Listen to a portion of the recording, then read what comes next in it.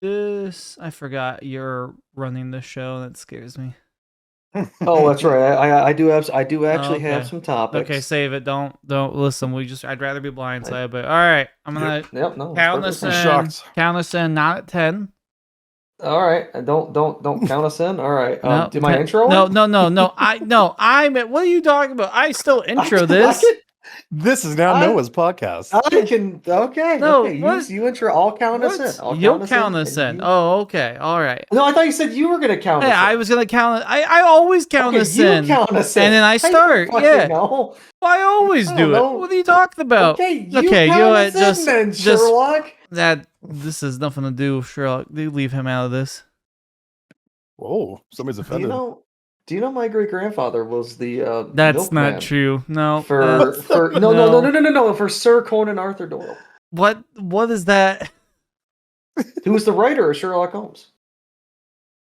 Yeah, I understand he was the writer of Sherlock Holmes, but like, why? Do you think that's cool? Milkman for Sherlock Holmes. Like, wait. I'm just saying that's just a fact about my family. My great grandfather was the milkman. Cool. I always love some random history like that. Doesn't mean really anything, but just all right. We're just going into it because I gotta put that in. I have to add in that your grandfather's the Sir Arthur, that he milked the guy that wrote Sherlock Holmes. So we're gonna have to leave all this. It's going in. This is all on the clock. Might as well start the clock now. Don't. Hey everyone, welcome to What Is Going On, Season 2 episode. You can't say that while I'm doing an intro. Sorry. Episode 2, Season 2 of a podcast that still has a pending lawsuit and probably gonna get canceled at some point, but we're not canceled yet. Might be after the whole the milk thing that just happened. I can get us canceled about 10 seconds. Okay, whoa. I'm Gil Phantom. I'm joined by the other two hosts of this show, who one is very weird. Couch and Noah. Figure out which one is the weird one. I don't have a great grandfather that's the milkman. That's true. You don't. I actually was a milk boy. Okay. He was when he delivered milk when he was a child. Okay, well then I can't say what I said. So what do we? You're sick. That's what it is. Now I cut all this. No. Leave it in. No one's gonna care. It's the 20s. So we got another. Oh yes, go ahead. I'm sorry. Let me just interject very quick here. That's a really good name though for like a serial killer. Is the milkman? Like, how cool is that? I think there's already been one that's named that. Okay. Well, it's also new RP idea. Hold on a minute. Let me don't steal my ideas. This might be my new thing. This might be my new gimmick for the next 6 months. Hey, this won't come out for a couple weeks, so you're good. You better hurry up. It's coming out this next weekend. What? Oh, well, okay. Cut everything. Blow it up. Hold on. Milkman. Milkman assassin. Thank you for Google searching this audio podcast. Yeah, let's just go. The Milkman homicide was a cold case in Florida where a decorated World War II veteran, Hiram Ross Graham, was killed while delivering milk in 1968. Hey guys, welcome to the True Crime What Is Going On podcast. We're no longer about nerd stuff and comedy. We're now talk about murders. All right, go ahead and give us all the information on this cold case. So the milkman is actually... Please do it like they do in the True Crime podcast.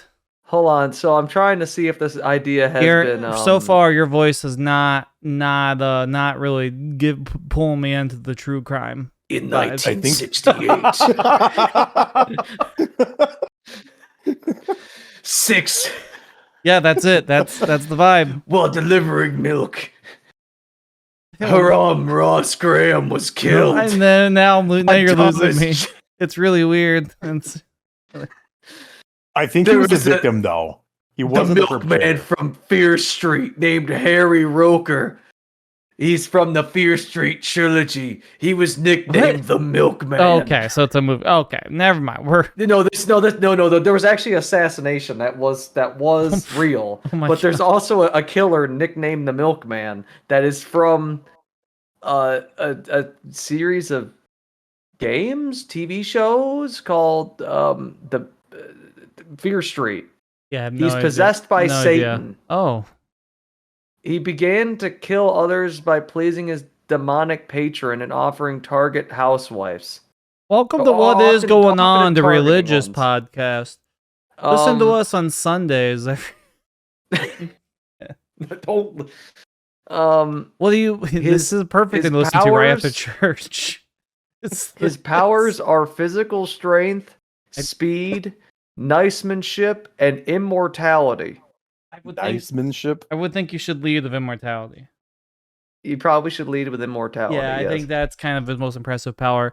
But speaking of gimmicks and what you were talking about, the gimmick of today's episode is that I'm not leading the conversations. It's going to be Noah. I told him just to find things to talk about, and we'll talk about it. And if it's, he takes us down his weird rabbit hole, we'll just kind of start bleeping everything, and we're canceled. Yes. Wait, what? What? Anyway, so I saw this. I heard this, and this is something interesting. And I think it's kind of terrifying. So, for years, the common job that many young children always wanted to grow up to be, right? The aspiration, the dream. Milkman. It's always to be an astronaut. Oh, right? Well, no, but continue. For years. This is like, the 60s, the 70s, the 80s, the 90s, whatever it is. Right? No. That was always the I think the stereotype, right? Do you know what has surpassed that in recent years? YouTuber. Yes. Yeah. And that is terrifying. So, my question though, we'll touch back on that in a second, is what was the first thing you remember wanting to be when you were growing up? I got this one off the top of my head because I was thinking that, as you said, astronaut, and I was like, that's just not true. Train engineer, because of Thomas the Tank Engine. Wanted to drive the trains. I kid you not, that was the same exact thing for me growing up. I think want to be a train engineer. Not to jump on the train, but my dad was a conductor for the railroad, so that was one of mine as well. But the other one, of course, was law enforcement. Did Sir Arthur everybody wants to be a cop as a kid. Did Sir Arthur Doyle ride that train, or he was delivering milk to the train? Oh. What are we doing? Toot. So really, we all so that's interesting that everyone wanted to be a train engineer growing up. And the thing is, once you actually learn what that job actually looks like, you go, "Oh no, thank you." Yeah, because that's like long hours. You get filthy like nothing else. Because odds are you're not driving like a fancy train. You're driving one of those like you're transporting something going down the line, and God forbid you have an idiot on the tracks in front of you. Yep. Well, I mean the fear of going through a town. It's not the 1940s anymore. We're on a steam locomotive having to shovel in coal. I mean, it's you're not really working with the anything that's getting you dirty so much on the train itself. It's still not like I guess you're somewhat true. I guess my mind still goes to going. Well, it's kind of funny though how that works though, because when you think about it, you're kind of in that mindset still. Bring yourself back to that childhood look of how it would be. And of course, it's just a big machine. That's what always got me. I mean, just how cool would it be just to honk the horn and going down the rail on that massive train. Same with like truck driving. What kid doesn't want a truck driver to honk the horn when you're next to him? I mean, isn't that such a cool thing? But that's always a dream when you're a kid. Just the bigger, the better. When you see the big machines and you just want to be able to control it. Didn't you realize like what those jobs actually entail? And then the pay is probably not as good as some other jobs you can. Yeah, don't look at my CDL class. That's not I'm talking about that. Especially when they could be a YouTuber nowadays. Like, oh my! As a substitute teacher, it always was hilarious when like they'd be talking, especially during COVID when I would have to eat lunch with them because we just had to be self-contained. So kids would be talking like, "Oh, I want to be YouTube when I grow up," and I'm thinking. Oh, it was a little bit after COVID, back when I had my YouTube channel starting to take off. And I'm thinking, like, it's not all it's cracked up. That's all cracked up to be. Yeah, but on the other side, you're like, do you know who I am? Do you know that I have 20,000 plus subscribers? Yeah, I am actually YouTube famous. I've gone viral. I play viral. I make money. I play with this guy who I star in his star. Oh my god. Oh my god. Yeah, because he posts in his the title with kill a phantom. That's my lawsuit going the other way. Oh my, you're countersuing? Yeah. They're bold as hell. I mean, that they say always countersue if you're getting sued. Yep. Always. That's true. So it makes sense. Countersue, and then just plea deal. Is this a criminal proceeding now? Yeah. What the hell is that? What is this case? It's fine. Don't worry about it. What have you done to him? Milkman. Is that why he hasn't been around much lately? Yeah, are you his milkman? Have you been milking him? Okay. All right. Let's. So, back to what you said about not what it's cracked up to be with the YouTube thing. It is interesting because on the one hand, a lot of them you can work at home. You can sit at home. You control your own hours. You basically run your own business in a sense, right? But on the other hand, it never stops. You're always going, right? Like that's just the nature of the game is that you're always marching forward. You always have to kind of not slow that flow of either content or whatever you're doing. I don't know if any of you agree with that, disagree with that, but no, you pretty much always have to be in the mindset of a content, even like a content producer, is there something I can do to edit this a little bit differently? And at the same time, if you are relying on this as your primary income and all of a sudden you're not making that money you used to because views are dropping, then suddenly you're having to scramble of how can I get that back?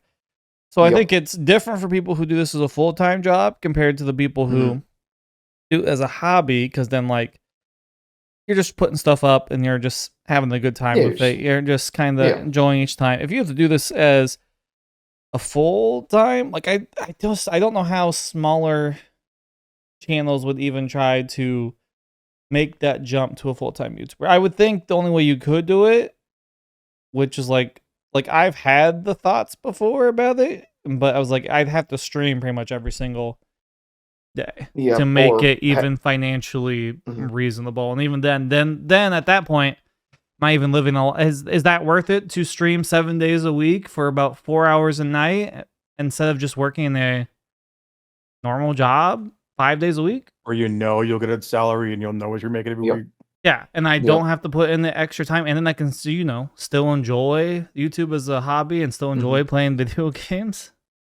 And there's a difference, obviously I'm not the prime example of, I'm a YouTuber because, I make so much content, right? But in the end, really, it's you see it a lot with YouTubers and people that create content in general. They used to do this for fun, but then when it turns into a grind, they don't enjoy themselves anymore. They don't enjoy doing their RP. It becomes a career. And then it becomes where they have to start getting that attention from other people in the server, taking up time from law enforcement. And I'm just talking this in the RP sense, because then it becomes strenuous where you have to make that good content or else you're not going to get the views. So it really becomes that grind where I've seen a lot of people just keep enjoying it less and less and less. And it becomes a big career. And for myself, part of the reason I really haven't gotten too much into it, and I appreciate all the people that, push me to make content and they enjoy the little bit that I put out. But for me, myself, I feel like I won't really live up to expectations, for every single video or every stream. And I think that kind of harps on a lot of people too, is do you really feel like you can make it in this world? Because there's so many out there. I mean, there's a complete carbon copy of you times 1,000 out there already. So what makes you unique that's going to make you live up to that standard, that's going to get those views, So for myself, that's kind of where I'm at too. I think that's always something I think a lot of people, because I think you probably hear from a lot of people, it's why I can do it. Anyone can do it, right? Which is true to an extent. Anybody can make a YouTube channel and start making videos, and they can have massive success, or they can be an absolute failure, like most people sadly are, because they don't put the time and the effort into it, or whatever. Maybe that's not a knock on anybody, but that's just the fact of the matter.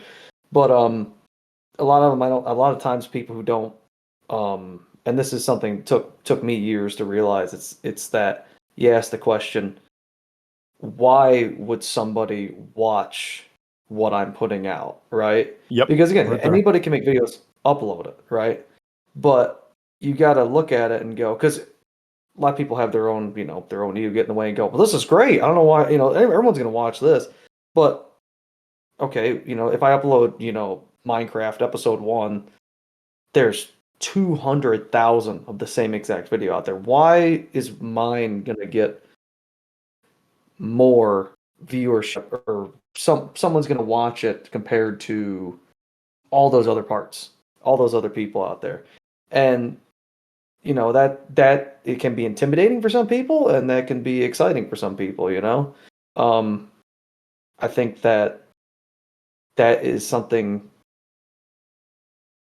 that YouTubers probably, ones that succeed and do very well, they always know the answer to that, probably. So I don't know if they even truly know. Like, they kind of know their formula, their tricks, but yeah, I think exactly. Trying to live up to like YouTubers that are big is just a dangerous like expectation, because then what you're caring about is your numbers. Oh, I only had 100 people watching the stream tonight. Oh, this video only got so many views, this, that, and you're just analyzing numbers. And at that point, you start making, I think in my mind, mistakes of, then you're like, okay, if I pump out more videos, if I pump out more things, if I tried some different things, I should be able to get people back, and I can get some more views here and there. And then instead of trying to focus in, like you said, on what people want, you're just shoving, you're just basically flinging feces all over the place and hoping something sticks to the wall.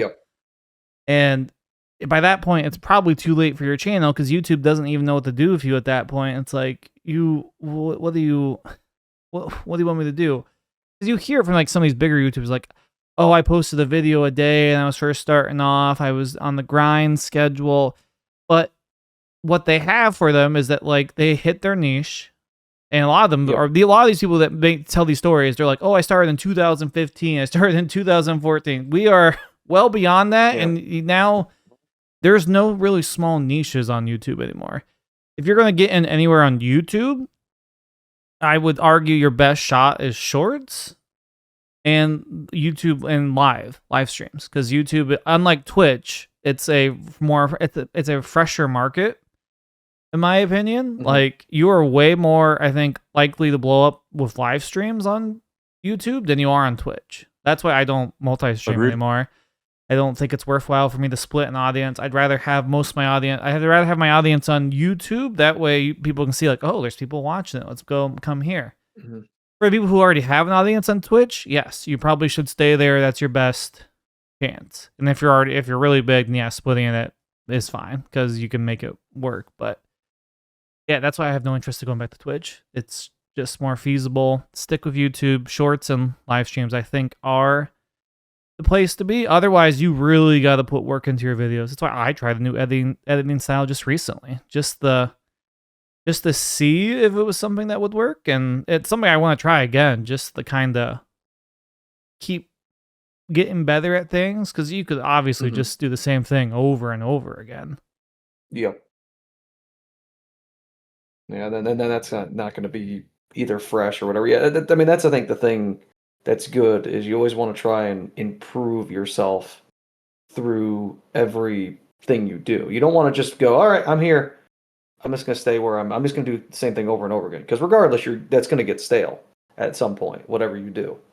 It could be anything. If you do the same thing 150 times over, eventually people aren't going to like it, and you're not going to enjoy it yourself either,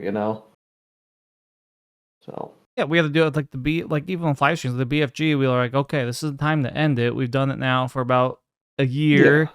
Kind of move forward with this plot line and kind of address other things that maybe we want to do, and move forward with just plot lines. Otherwise, it, like you said, just becomes repetitive, and people may not want to watch it anymore. Well, even though they yell at me, so BFGs, where it is.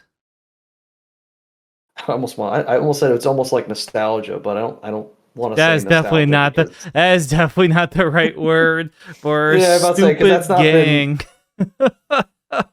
I'm about to say because it's not been that long, and it's I don't know. That's what a lot of people know. Yeah, and it's kind of how they got to know you guys in the first place. Like, oh, the BFGs. Every time they see you guys together, it's the BFG crew. So I kind of see where that's from too. A lot of the newer subscribers and people that found your channel as of late. That is true. So yeah, I mean, I don't blame them for that. That's definitely just because I know you guys from that. And I do think, like, just in terms of like where we're at, RP is already such a hard niche to be in because you really are targeting like a specific group of people. Mm-hmm. It's not like one of these channels like Ryan Trahan that's like very more targeted to like a more massive audience, or Mr. Beast that's way targeting a larger field. We're like with a niche within a niche because it's like gaming within GTA, within RP setting, within not even like, and then you kind of start getting the subsections there of like, okay, we're an RP server, but we're not no pixel, we're not this or that, like we're more serious RP, but there's silly stuff. And you're kind of just relying, I think, on the current fans wanting to spread the word of mouth. Yeah, I think, I mean, like I said, there's so many sub genres of GTA RP. You know, there's the like I said, the no pixel and everything like that. You know, I mean, I'm not very much outside of what we do. I'm not very much in touch with what other RP there really is. You know, because I very much enjoy the, you know, kind of, I would say it's the skit based kind of, you know, we go and we create kind of a scene or whatever, and we have fun doing that, and you know, really kind of, you know, almost like we use GTA as a platform for kind of a comedy sketch or whatever is almost how I've looked at it in some regards sometimes or whatever. And you know, there's parts of GTA that lean into it, which is really good. But you know, I mean, a lot of other GTA servers or RP servers lean more into the mechanics of the game more so than the RP or whatever it may be. You know, but I think that goes back into also the subgenres of just gaming in general as well. Yeah, gaming, you kind of have like the more serious people, then you have like the more comedy channels. Does that mean I'm a comedian? You guys think I'm fun? Well, okay, all right. Let's just shut that down before we get too far over there. I'm 100% the greatest comedian. No, that is no. I don't think saying outrageous nonsense makes you a comedian. I don't just say outrageous nonsense sometimes. All the time, okay, yeah. Now, I will say, now, Kill be pissed because I'm not complaining to him in this sense. But for Noah, like, you say some of the most outlandish shit just so randomly that you can't help but break. You'd be like, what the fuck did he just say? So it really catches you off guard, and that's what makes it so much funnier. Because you just aren't expecting it, and all of a sudden it's just from out of left field, and then you're just so confused you don't know where to go with that. There's sometimes I watch back what we do, and I look at it and I go, "What the hell was I doing?" I'm like, "What?" I'm like, "Why? Where the hell did that come from?" But I don't know. This is going to be the worst transition ever to the next topic, though, because okay, yep, all right, real professional. So segue. Here we go. So, we talked about YouTube. Yep. All right, and all that, and we know what we all do. But I wonder this: if you weren't doing gaming, YouTube gaming, right? But you had to do another YouTube channel of a different genre, right? What would you do? Storm chasing. Duh. Well, actually, he already knows that. Fields have already looked at storm chasing, garage sales, like reselling stuff. But that's a big niche. It is for YouTube. That's a big niche group too. It is. The problem with that is that I would have to show my face, and I'm not necessarily for most of those channels. In order to actually connect with an audience, you need to like be a person that they can connect with. Yeah, just here you're. I just have the camera always at my face, like POV my vision. The GoPro. Yeah, GoPro on your chest. Until I, look in the mirror in a live stream and they catch me. Whoa, there he is. Look at him.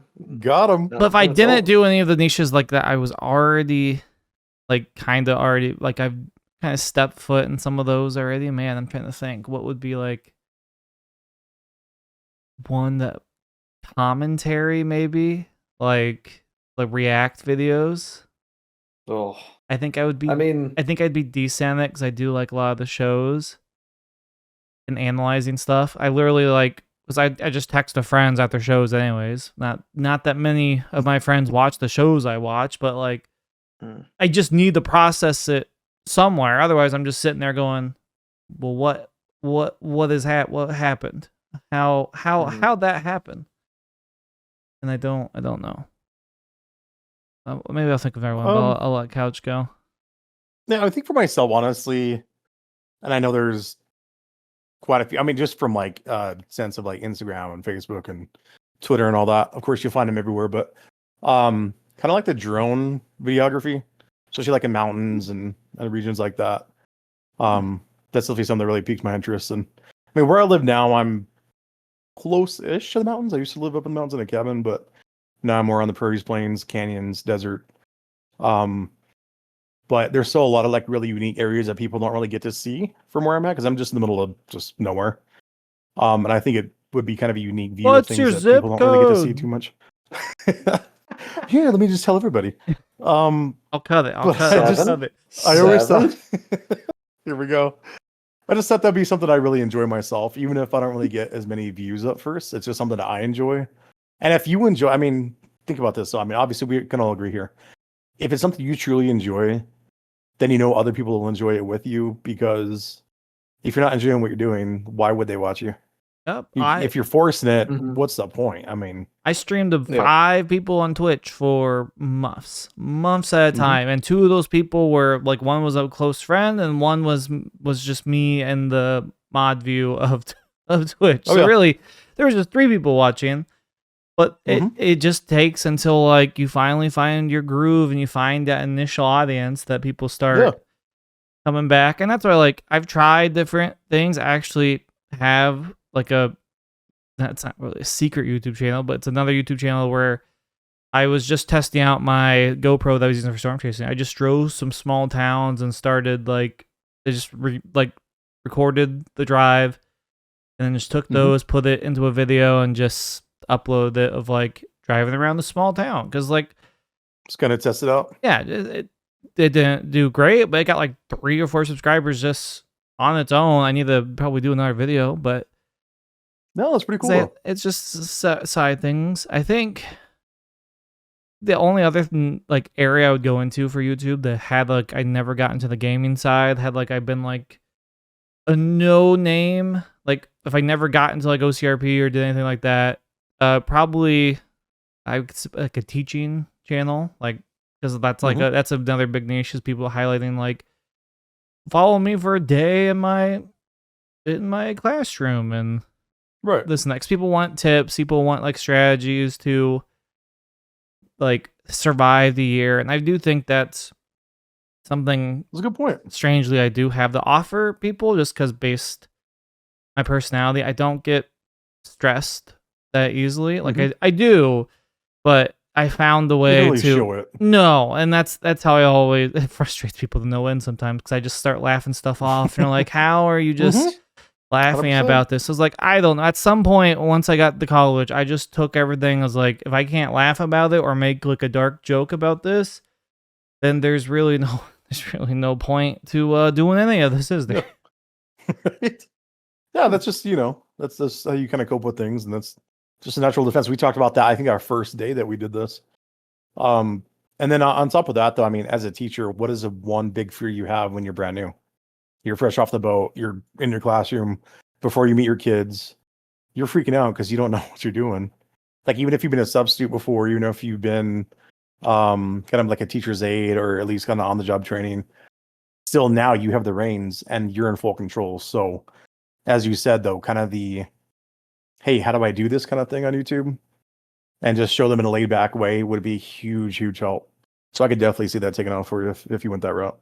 And I think being just a different perspective, because usually those videos are like 20 something, like fresh out of college, like women who are like way more peppy and outgoing, and then I'd be like them close to middle age man.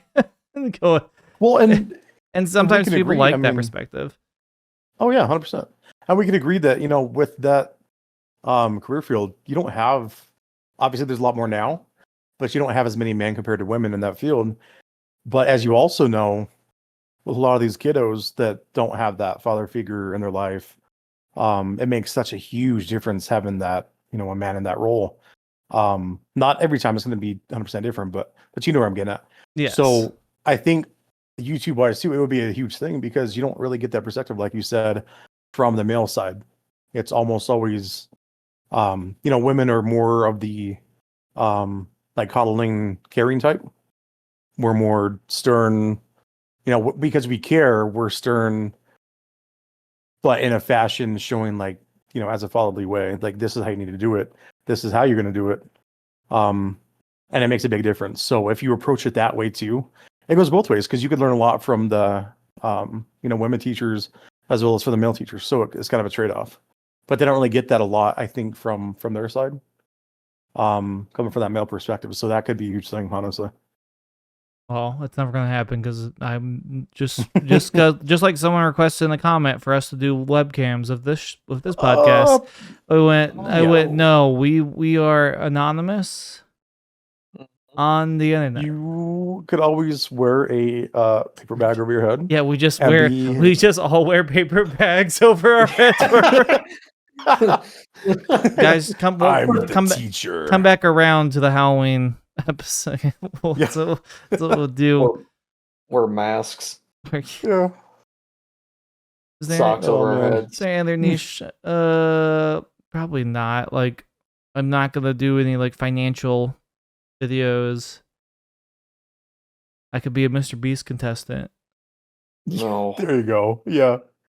You know, I've never watched a Mr. Beast video ever. Never seen a clip. I haven't either. I've watched, like, I think I've started seeing like a lot of them, like not even through YouTube, but through because he like pushes everything so much to other avenues. And yeah, with his for some reason, like the format of YouTube has switched to long form, but he is still sticking with like that 10 to 12 minutes, like quick in and out. He spends hundreds of hours probably making the video, and then it's 10 minutes tops. Well, it works more. Attention spans, think about that too. That's true. That's the spans of modern, the people watching those videos. Well, it's like, is cut so short that I get it, dude. I get why it works. But that's the weird thing that YouTube is showing, that like long form is the current track. But I think a lot of that, like I said, is because of the two most popular thing now on YouTube, which is shorts, and then how big and how live stream is growing quite rapidly. So I think I don't think it's long form content per se. I think it's like streams is what people are interested in. I would be curious to see how YouTube Live is in the next 2 to 3 years, because if they keep adding to it and keep supporting it, they could probably compete with Twitch, and if not, grow bigger than them. Honestly, if I'm YouTube, I'm trying to grab like some of the top Twitch streamers and pull them over to exclusively YouTube. Right. Do what Kick did. Just copy everything they do and say, hey, come over here, we'll give you money. How are they doing? Dude, honestly, I have no idea. Yeah, I don't know. I haven't heard about them for months. Time to, on this audio podcast, time to Google kick.com. They're still around. But it literally is, this literally is just a Twitch website. This is just a Twitch rebrand. website. I do think that's something that YouTube needs to add, is a way easier way to find live streams. Like we need like a live tab, is because I don't think there is anything like that, right? No. Like I think if you browse, it is. It's under Explore. But I feel like it should go like home, short, subscription, like live. Like it should be towards the top. You can get to it. I just found it's under Explore, but like it's not sorted at all. No, I've got a mess of things in my live. What the hell is live this? now? Oh, hang on, guys. We're gonna pause this. I gotta watch the World Series of Poker 25,000 Heads Up Championship. Yeah, is the most popular stream right now on Kick.com that I found is old school RuneScape. Like that's I don't get that game. I have friends 44.6 thousand views.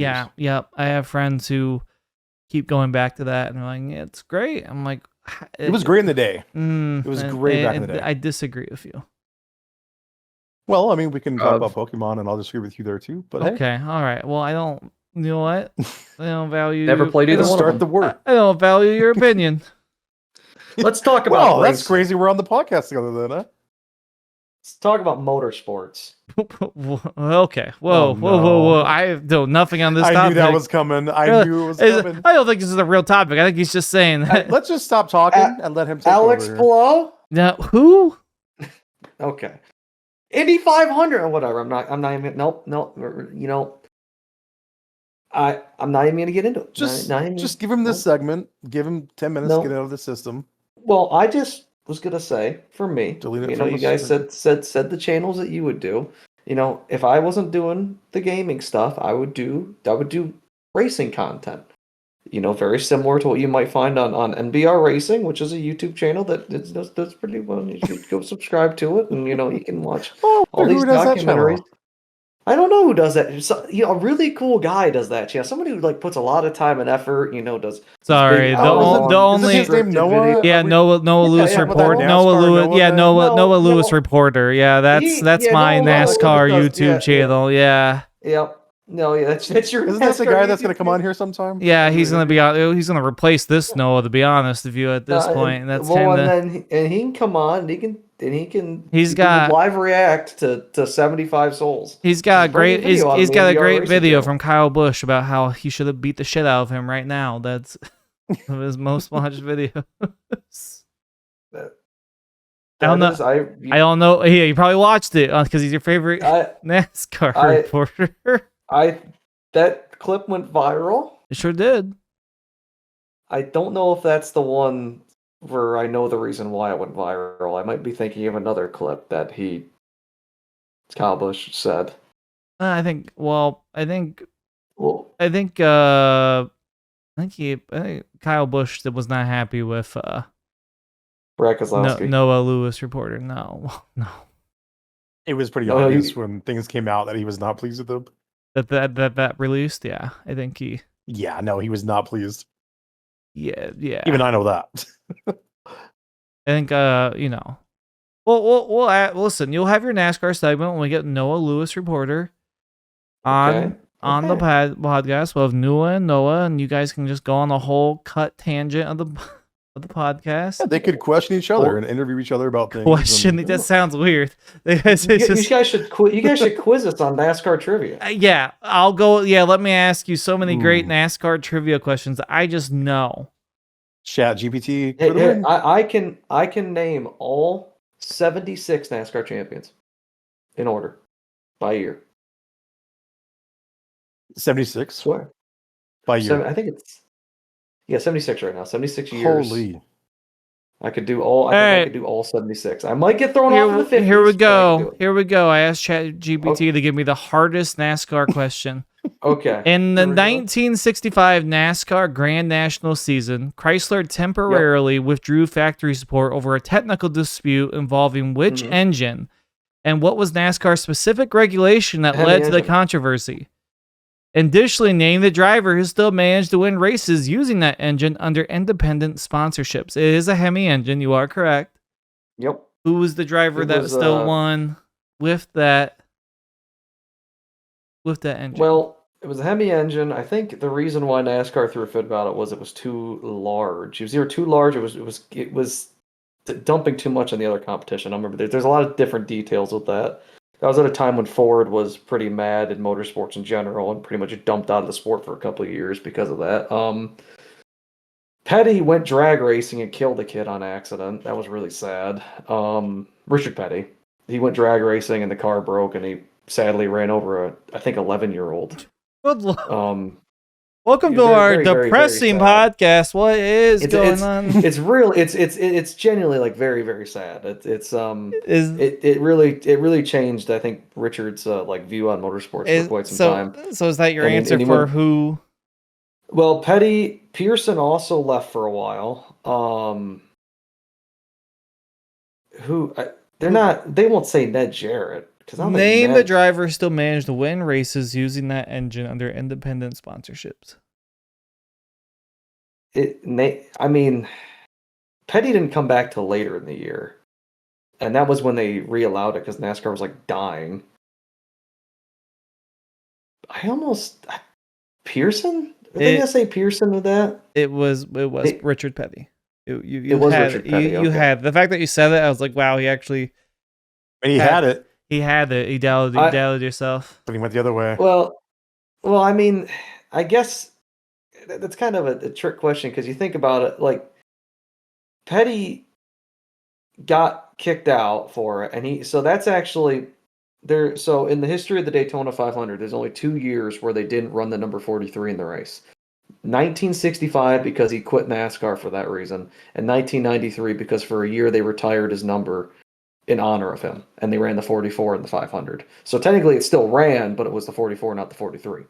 But going back to that, they technically re-allowed it by the time he came back at the end of 65 and just was winning races with it again. So I don't really know if that is technically he still managed to win races with it while it was still illegal because it was technically re-allowed.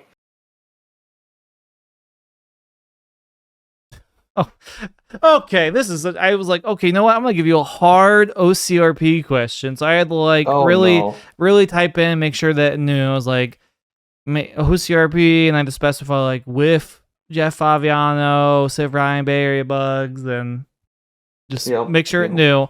This is what ChatGPT says is the hardest OCRP question. Oh no, I'm scared. In OCRP, Bay Area Bugs portrays a character known for his affinity for boats. What is the full name of this character, and what nickname has he earned within the community? What the actual fuck? Shipman. Yeah, Shipman. Shipman. Shit, man. I don't know. Let me just go ahead and I have a question for ChatGPT then. Who are Boat Boy's friends? Let me just see what that pops up. You know what it's gonna come up with. Apparently it's Billy, Steve. Who the hell's Billy? Ricky. Who are these guys? I was expecting. Wait, is it taking something from Trailer Park? I don't. I'm sure it's mixing some stuff, and it's like they're often referred to fans as the Boat Boys. And they make episodes revolve around boats, jet skis, or failed smuggling operations. Okay, yeah, they're definitely Trailer Park Boys, and I think they're seeing Boat Boys like Randy because his shirt's always off. Yeah, maybe they're confusing the two here. Randy's got no pants on. Sorry, yes. That's a classic. Hard question. That's what it throws out. Oh, I asked about do you know Wilmer Figel from OCRP? It said, absolutely, Killa. Wilmer Figel is a standout character in the OCRP universe, portrayed by content creator Kill Phantom, known for his quirky demeanor and involvements in various comedic and dramatic storylines. Wilmer has become a fan favorite. One notable storyline includes the impeachment of Mayor Wilmer Figel, which adds a layer of political satire to the server's narrative. Wilmer often interacts with other prominent OCRP characters, including Chuck Livingston. Does not mention Jeff Holloway. There's no Oh my Their God. dynamic has been described by fans as elite content, showcasing a blend of humor and improvisation that resonates with viewers. If you're interested in exploring more Wilmer Figel, here are some notable episodes. Hey, one of these are not even mine. It's Shannon. What the hell? What? Wait, it's recommending content? Yeah, I can watch the impeachment of Wilmer Figel. I could watch the threat on Which Wilmer. Is primarily about Jeff Alloway. And everybody loves Wilmer. Basically, anything that had the Wilmer's name in it, it just kind of pumped up. What is this Reddit? So ChatGPT isn't very smart. And it even pumps out like from YouTube and pasted it. Listen, I should hang on. Let me just go. Yeah, let me just go ahead and give you a brief summary of what happened in Everybody Loves Wilmer. Talk about conceited. Nothing. I don't think I've seen anything. Oh, Deputy Dumbass is in it. So, it's when Wilmer bought Jeff's house. It was a Wilmer solo adventure. Oh, it was the night of the auction, and I bought the cars, and I think there was a weird dog. Is that the night that? Yeah, I think I was driving I played truck. It's night I played truck. I tried to run down Kim in her dog costume. Was it the night before you brutally assaulted RJ with your car and left him for dead by the casino for 3 full days? I don't when you kept calling him to come to the house party. I don't think that sound. I don't think. Oh, that would have been that would have been the weekend after that would have happened. I'm just laying here rotting away and nobody cares to keep driving by me. Please, okay, so I'm gonna say this is a great answer. Please make sure to tell other people this answer.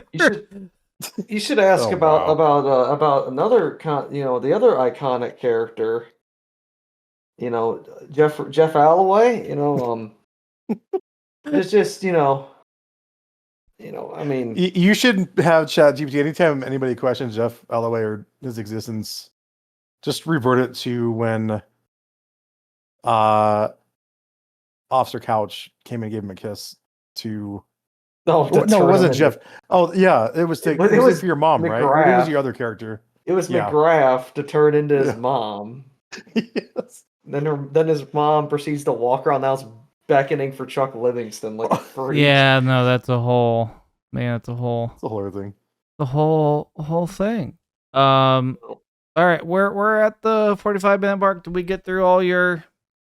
I don't think we got through everything, but I think that was good enough. I was going to start talking about what would you do with $1 million, but we can save that. They can save. Yes. That's like always... So I'm curious how 45 minutes is suffice, but last week we did an hour and a half. Okay, because this is the normal. Yeah, we had to finish. We had to finish it. Did you want to leave on a cliffhanger of us having to rate the Xbox controllers? No, we had to get through. Started with them. No, listen, we had to do it. Yeah, it was season premiere. We had the launch. Yeah. Season 2. Finale, 10 hours. No, don't make this.